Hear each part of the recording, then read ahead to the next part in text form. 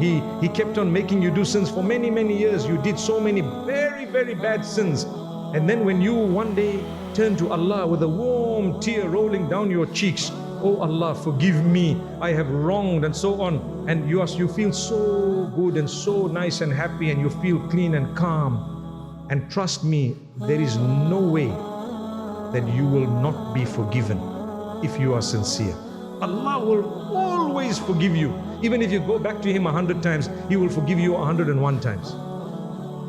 Shaytan comes again. What does he say? Hey, remember the sins you committed? Yes. Well, they were so bad, worse than all other people. Okay, are you sure?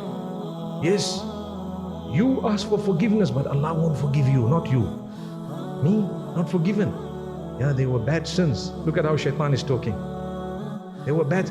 Now you start thinking, maybe Allah did not forgive me. That maybe is a problem. That's Shaitan.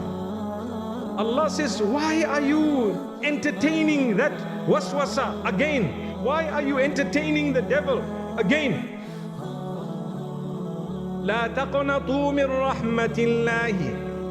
Allah says, don't ever lose hope in the mercy of Allah. And you are losing hope in the mercy of Allah. It means you have not recognized Allah. You don't know who is Allah. Does Allah need your ibadah? Does Allah need your obedience? No. Does Allah be affected by your sin? Is Allah affected by your sin? No. You are affected.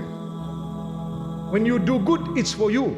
Man amila salihan falinafsihi. Allah makes it clear in the Quran. وَمَنْ أَسَاءَ فَعَلَيْهَا. Whoever does good, it's for them, not for me. And whoever does bad, it's against them, not against me.